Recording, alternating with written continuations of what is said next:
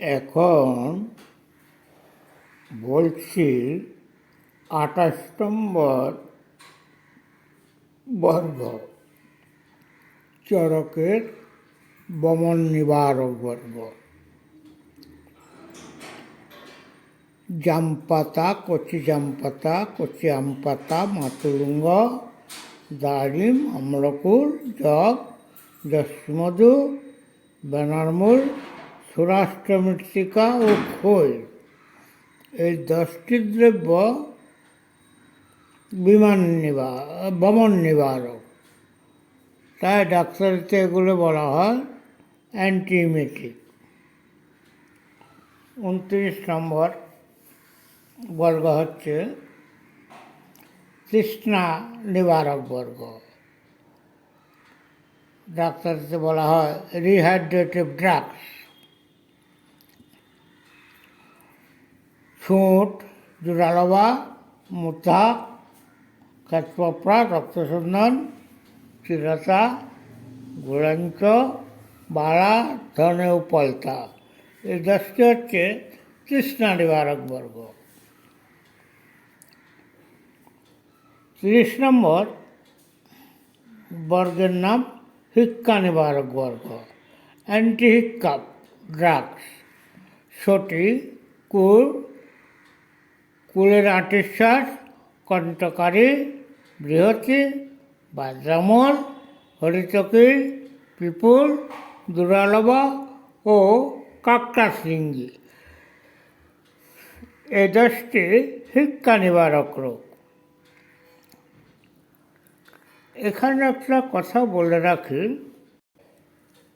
ইদানিং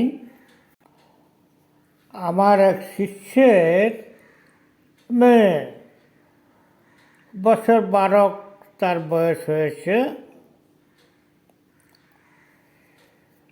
সে হঠাৎ করে হিক্কা রোগে আক্রান্ত হলো। অনেক ডাক্তার, হোমিওপ্যাথিক, অ্যালোপ্যাথিক দেখালো। সে বেহালার অধিবাসী, তো কিছুতে কিছু হচ্ছে না বলে আমাকে বললো, বাবা আমার মেয়েটার এই অবস্থা। তো আমি হিক্কা রোগে সাধারণত প্রথমে শ্রীকৃষ্ণ সূত্রমুখটা সব রোগীকে দিয়ে থাকি। এটার প্রাথমিক চিকিৎসা এবং অনেক ক্ষেত্রে এটার শেষ চিকিৎসা। এতে ভালো হয়ে যায়। শতকরা 98 জন রোগীর ক্ষেত্রে আমি দেখেছি এটা ভালো হয়ে যায়। কিন্তু এতে একটু কমে, কিন্তু বন্ধ হয় না। তখন আমাকে বললো, বাবা এটা তো আগের থেকে একটু কমেছে ঠিক, কিন্তু একেবারে বন্ধ হয়নি। আমি একটু ভাবতে লাগলাম যে এটা মাধব নিধন বলেছেন, পারিকপে নানুগত পঞ্চহিক্কাং করতি। এইটা হচ্ছে এই রোগের সূত্র। বায়ু কপানুগত হয়ে হিক হিক শব্দ করে মুখ দিয়ে এই বায়ুটা বের হয় বলে এটার নাম হিক্কা। কেন হিক হিক করে? যেহেতু বায়ু কফের অনুগত হলে কফটাকে শুকিয়ে ফেলে। যেমন বায়ু কফের অনুগত হলে কফকে শুকিয়ে শ্বাসরোগের, কাশরোগের সৃষ্টি করে। কাশরোগে কাঁসা বাজানোর মতন শব্দ করে কাশতে হয়। আর শ্বাসরোগে তো কাশ আছেই, কিন্তু এই বায়ু শুষ্কতা, কফ শুষ্কতার মাধ্যমে বায়ু বের হয় বলে গলায় শাঁ শাঁ শব্দ করে, কখনো খুব বড় করে করে, কখনো ছোট করে করে। সেটা বায়ুর গতির উপর নির্ভর করে। তখন আমি তাকে বললাম, পিপল্লার লৌহটা একটা ভালো ওষুধ, এটার যে ড্রাগ ফ্রেশ সেটা আমার কাছে দেয়, বাজারে আসে যেন দেখো। সে তন্ন তন্ন করে বাজারে খুললো বিভিন্ন কোম্পানিদের দোকানে। না, এটা তৈরিই হয় না ভারতে, আমার কিন্তু স্টকে নেই। তো আমি তাকে বললাম যে তুমি একসময় আসো, ইন্ডিয়ানগুলো তো আমার কাছে সব আছে, কুটটা শুধু নেই, তুমি 50 গ্রাম কুট কিনে নিয়ে চলে এসো। আসো আসো, আমি দিয়ে তাকে দেখায় দিয়ে বইটা করিয়ে দিলাম। তাতে এবং কৃষ্ণ চতুর্মুখ মিলে 90% আরোগ্য হয়েছে, কিন্তু 10% রয়ে গেছে। ওই মেয়ের বাবার কথা মতো। তখন আমি বললাম যে এই মেয়েটা অতি ছোট কাল থেকে মীরাবাইয়ের মতো কৃষ্ণ নামে বিভোর হয়ে থাকতো, আমি জানি। তো তাতে আমি ভাবলাম ওটা শরীরকে অতিক্রম করে মনকে আশ্রয় করে আসে। তখন আমি তাকে বললাম, একজন সাইকিয়াট্রিস্ট দেখাও, তিনি মনে হয় বাদ বাকিটা সারিয়ে দিতে পারবেন। এবং তাই হলো। তাতে মেয়েটা এখন সুস্থ আছে সাইকিয়াট্রিস্টের চিকিৎসায়, সাইকোথেরাপিতে। দেখো, একটা কথা সে শারীরিক রোগ কখনো কখনো মনকে, শরীরকে অতিক্রম করে মনকে আশ্রয় করে ফেলবে। এটা হচ্ছে যারা একটু দুর্বল মনের মানুষ, বা বলতে পারো বায়ু প্রধান, বায়ু প্রকৃতির মানুষ, তাদের এক্ষেত্রে এটা প্রবলভাবে দেখা দেয়। তাই আমি ওই কথাটা বলেছিলাম। এটা হয়, স্বাভাবিকভাবেই হয়। দুর্বল মানসিকতা সম্পন্ন শিশু, যুবক, প্রৌঢ়, বৃদ্ধ সবারই একই অবস্থা হয়। কোনো রোগে যদি বেশি কিছুদিন ভুগতে থাকে, তাহলে সে শরীরকে অতিক্রম করে মনাশ্রয়ী হয়ে পড়ে।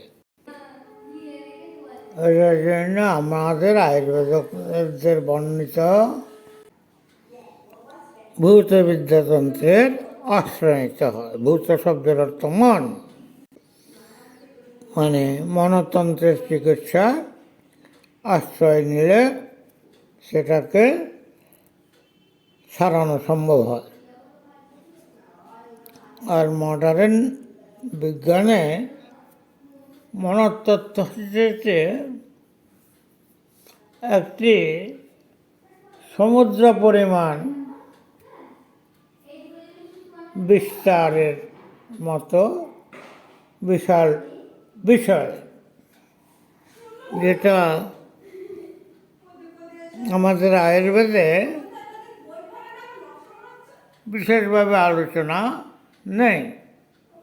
সেখানে আছে কিছু বর্ণনা, কিন্তু বর্তমানকালে ব্যাধিগুলো মনে হচ্ছে সেগুলোর প্রভূত ব্যাখ্যা সেখানে নেই। তাই আমি সাধারণত যে বিজ্ঞানে যে ব্যাধিটা সহজ, কোনো রোগ আছে সে যত কঠিনই হোক না কেন হোমিওপ্যাথিতে সেরে যায়, এটা আমি জানি, কারণ সব পেশিগুলো আমি শিখেছি, পড়েছি আমার পাঠ্য জীবনে। আয়ুর্বেদ যখন পড়েছিলাম তখন অতিরিক্ত সাবজেক্ট ছিল আমার ইউনানি 25 নম্বর, হোমিওপ্যাথি 25 নম্বর, আর মডার্ন চিকিৎসা, তখন আমরা বলতাম অ্যালোপ্যাথিক চিকিৎসা, এখন ওটার নাম পাল্টে মডার্ন মেডিকেল সায়েন্স বলে, ওটাতে 50 নম্বর। আমাদের সময় আয়ুর্বেদের সঙ্গে এই 3টা চিকিৎসা মিলেই 100 নম্বরের বিদ্যা অর্জন করতে হতো। ইউনানিতে শুধু আমরা পড়তাম ইউনানির ওই মূল নীতিটা আর কি, তাদের basic principles of Unani system, সে টার্মিনোলজিগুলো, দ্রব্যের মেজাজগুলো, আর অল্প স্বল্প নিদান শাস্ত্র ইউনানি চিকিৎসা সহ খুব সংক্ষিপ্ত। হোমিওপ্যাথি তো তাই, তার বেসিক প্রিন্সিপাল, কীভাবে হোমিওপ্যাথি ওষুধ কাজ করে সেটা শুধু লাক্ষণিক চিকিৎসা হলেও তার অধিষ্ঠান কোনোটা শরীরে, কোনোটা মনের, এইগুলো সম্বন্ধে আমাদেরকে পড়াচ্ছেন বিশিষ্ট হোমিওপ্যাথ শিক্ষকরা। আর অ্যানাটমি, ফিজিওলজি, প্যাথোলজি, সার্জারি এবং মেডিসিন মিলে মডার্ন মেডিসিনের উপর আমাদেরকে পড়াতেন ডাক্তারবাবুরা, মানে অ্যালোপ্যাথিক ডাক্তার, ডাক্তারি কলেজের শিক্ষক, তারা। এই ছিল আমাদের শিক্ষা জীবনের কারিকুলাম। আয়ুর্বেদটা পড়তাম সংস্কৃত ভাষায়, ইউনানিটা পড়তাম ওই বাংলা আর হিন্দিতে মিশিয়ে, হোমিওপ্যাথিটা বাংলা আর ইংরেজি মিশিয়ে, আর মডার্ন মেডিসিনটা পিওর ইংরেজিতে। ফলে চিকিৎসার এই যে চারটা দিক আছে, আয়ুর্বেদ, ইউনানি, হোমিওপ্যাথি এবং অ্যালোপ্যাথি, এই চারটা দিকে আমাদেরকে মোটামুটি এই কয়েক বছরের ভিতরে সিলেবাসের মাধ্যমে শিখে নিতে হতো। আয়ুর্বেদটা পুরো 100 নম্বরের পরীক্ষা, শুধু কায় চিকিৎসায়, আবার দ্রব্যগুণে 100, মৌলিক সিদ্ধান্তে 100, এগুলো বিশাল ব্যাপার আর কি। আবার এগুলোর সবগুলোর প্র্যাকটিক্যাল দিতে হতো। আমাদের সময় একটু কঠিন তো ছিলই বটে, আর ছিল বলে এতটুকু এগোতে পেরেছিলাম। ওই শিক্ষারোগের কথা বলতে গিয়ে একটু বেশি কথা বললাম তোমাদেরকে এগুলো জানানোর জন্য। তারপরে 31 নম্বর বর্গ হচ্ছে পুরুষ সংগ্রাহক বর্গ। এটাকে অ্যালোপ্যাথিতে বলা হয় অ্যান্টিডায়রিয়াল ড্রাগ, যেমন প্রিয়ঙ্গু, অনন্তমূল, আমের আঁটির ছাট, সোনা ছাল, লোট ছাল, মোচরস, বারাক্রান্তা, ধাইফুল, বামুনহাটি ও পদ্মকেশর, এই 10টি অতিসার নিবারক। 32 নম্বর যে বিভাগটি আছে সেটার নাম হচ্ছে পুরুষ বিরোজনীয় বর্গ। ডাক্তার বলে স্টুল নর্মালাইজার। এটা কী করে? স্টুলকে শুধু নর্মাল করে না, স্টুলের যে বিভিন্ন কালার হয় সে কালারটাকে সে নর্মাল করেছে, মানে এক কথার নর্মালাইজার। এই জিনিসগুলো কী আছে? জামছাল, শল্যকি ছাল, দুরালভা, রষ্টিমধু, মোচরস, নবনীত খটি মানে শ্রীবাস্তব, দগ্ধ মৃত্তিকা। দগ্ধ মৃত্তিকা হচ্ছে ওই মাটির চুলার পোড়া মাটিটা, ভুল কুমড়া, উৎপল এবং তিল, এই 10টি মলের স্বাভাবিক বর্ণকারক। তারপর 33 নম্বর বর্গের নাম হচ্ছে মূত্র সংগ্রাহক বর্গ, রিটেনশন অফ ইউরিন। কি আছে? জাম, আম, পাকুড়, বট, যজ্ঞডুমুর, অশ্বত্থ, ভেড়া, অস্মন্তক মানে অম্লকুচা এবং খোঁজে, এই 10টি মূত্র সংগ্রাহক বর্গ। তারপরে ওই পুরুষ বিরোধীর মতো আবার মূত্র বিরোধীয় বর্গ আছে 34 নম্বর বর্গ। এটা ইউরিন নর্মালাইজার। বহু ইনফেকশনে তো ইউরিন দূষিত হয়, সেই ইনফেকশনগুলোকে আরোগ্য করে মূত্রকে স্বচ্ছ জলের মতো বর্ণ করে একটু স্ট্র কালার হয় আর কি। ওই গরুর যেমন শুকনো ঘাস খায়, ওই ধানের খড় আর কি, সে খড় ভিজানো জলের মতন রং হয় এই স্বাভাবিক মূত্রে, ওটাকে স্ট্র কালার বলা হয়। সে কালারটা হয়ে হয়ে আসে। তো সেই উপাদানগুলো কি?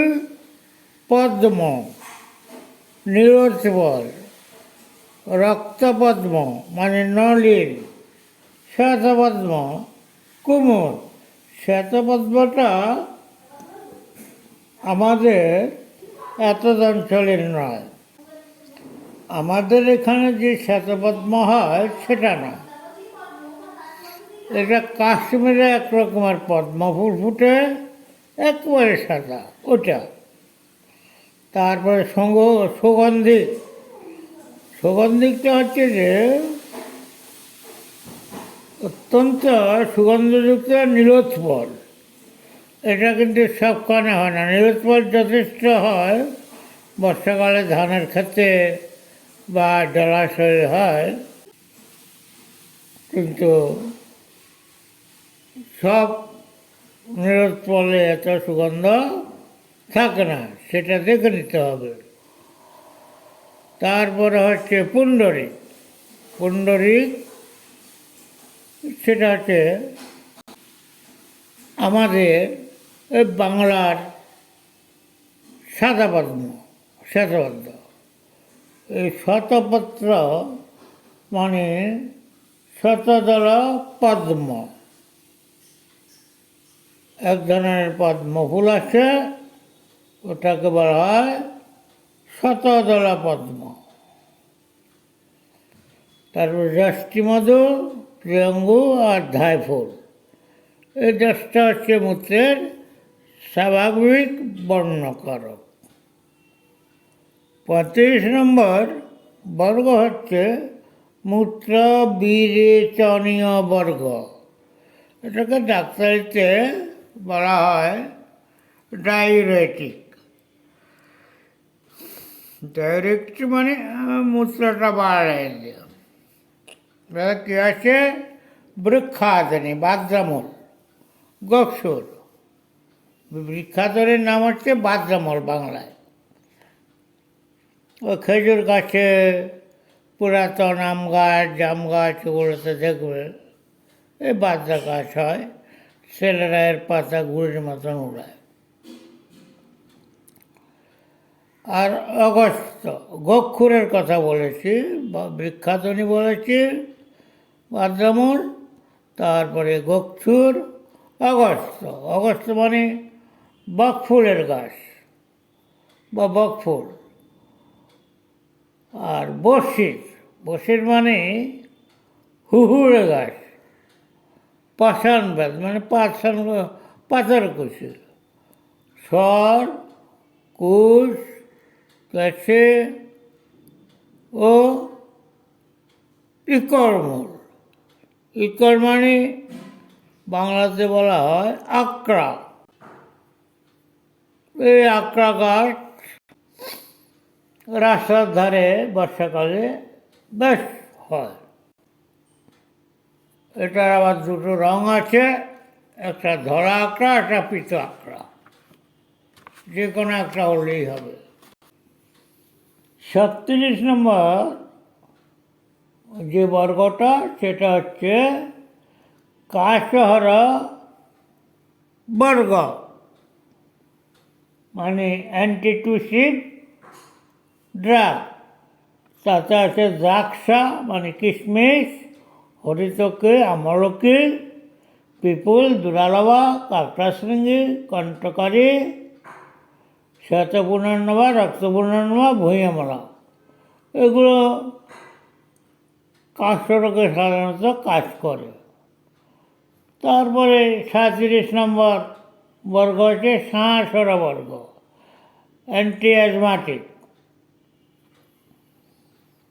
তাতে আছে সটি, কোল, অমরাবেতাজ, এলাচ, শিং, অগুরু, তুলসী, ভুঁইয়ামলা, জীবন্তী ও শঙ্খপুষ্পী।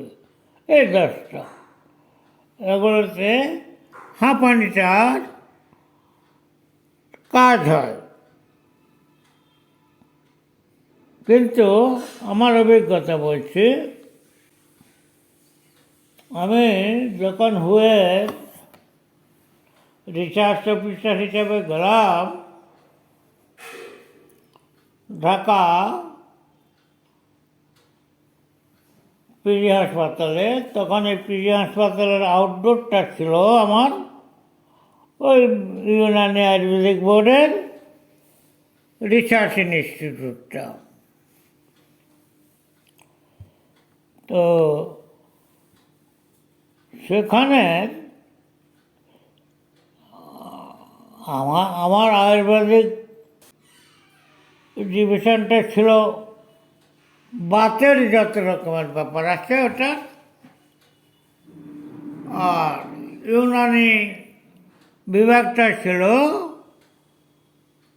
শ্বাসের যত রকমের প্রবলেম আছে সেটা নিয়ে তারা কাজ করত। আমরা পাশাপাশি বসতাম। মোহসেন বিল্লাহ সাহেব, হাকিম মোহসেন বিল্লাহ সাহেব ছিলেন ইউনানি ডিপার্টমেন্টের গবেষণা অফিসার। উনি এখন নেই, উনি মরহুম হয়ে গেছেন। উনি করতেন দেখতাম ইউনানিতে তিনি যে ওষুধগুলো ব্যবহার করতেন সেটা মূলত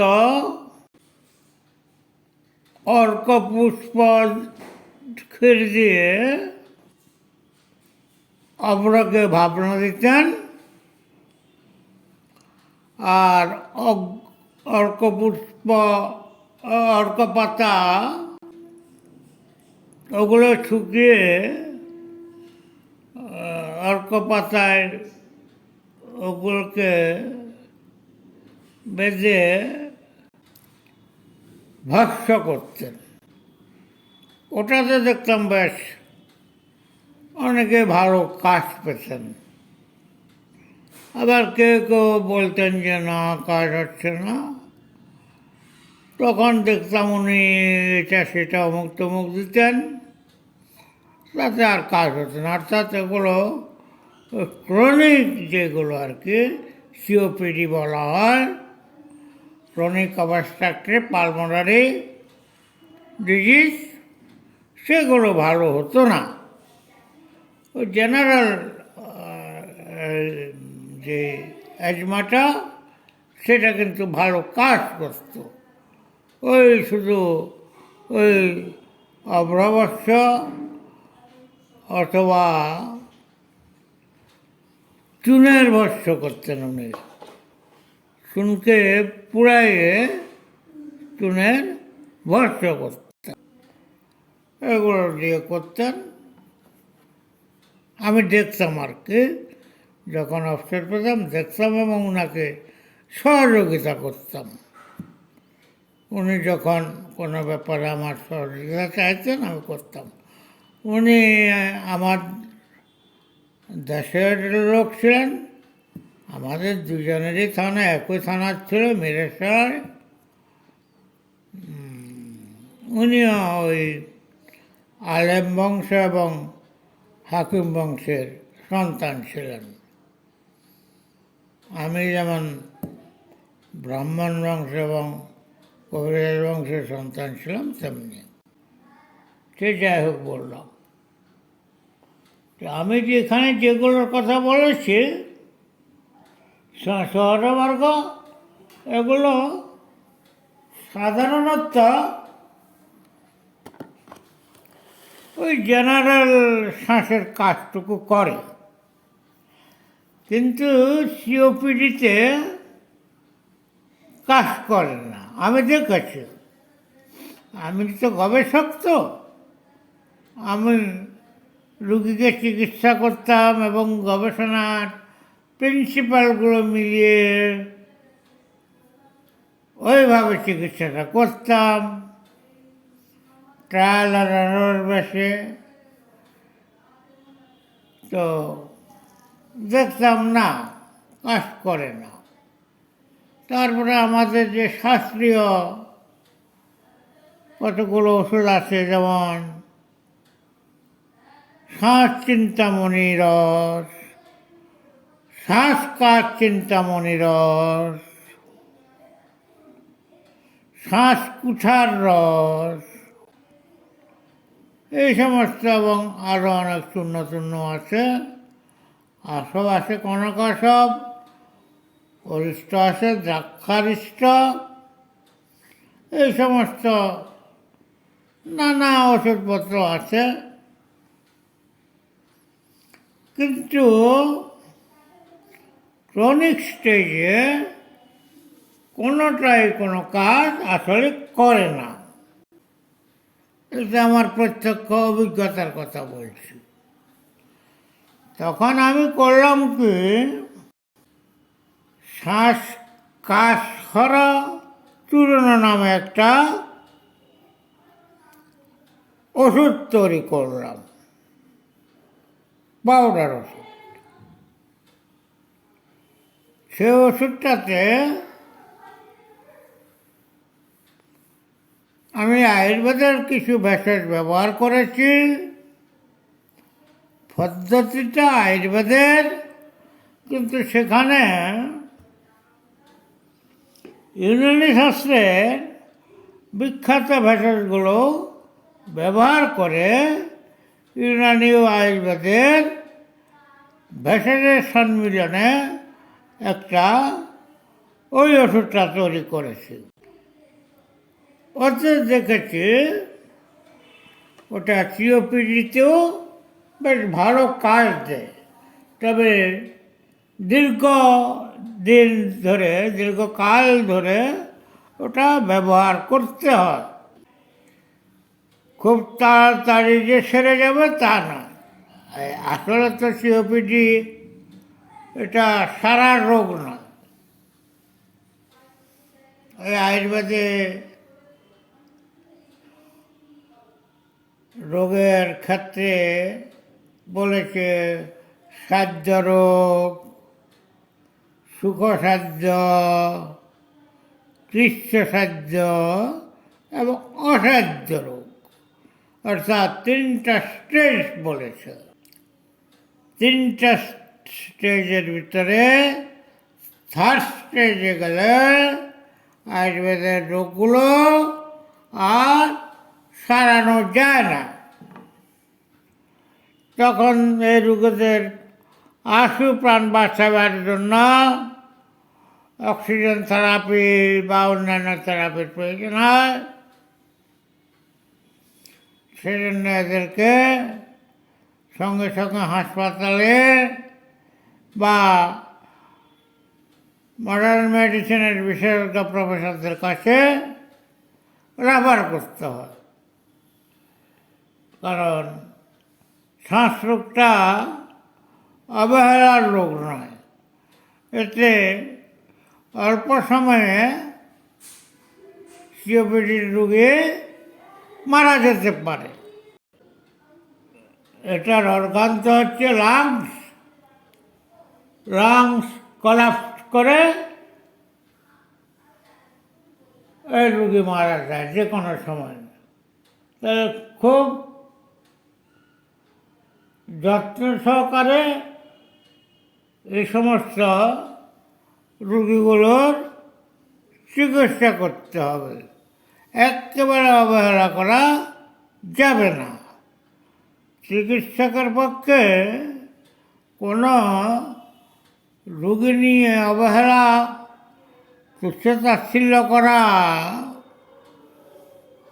অত্যন্ত গর্হিত পাপ। আমাদের আয়ুর্বেদ শাস্ত্রে এগুলোকে বলেছে মহাপাপ, অর্থাৎ এতে চিকিৎসককে নরকগামী হতে হয়। কারণ এর জন্য যদি কোনো রোগী মারা যায় তখন সে ওই রোগীর মৃত্যুর জন্য দায়ী, মানে অর্থাৎ মানুষের তার পাপে সে পাপী হয়ে যায়। তাই বলছি, আয়ুর্বেদীয় চিকিৎসকদের উদ্দেশ্যে আমি বলছি প্রধানত, যেহেতু আয়ুর্বেদটা হচ্ছে বিজ্ঞানের সঙ্গে ফিলোসফি খুব জড়িত আছে, আর ফিলোসফি মানে হচ্ছে আধ্যাত্মিকতা, তাই আমি তাদেরকে খুব সাবধান করছি।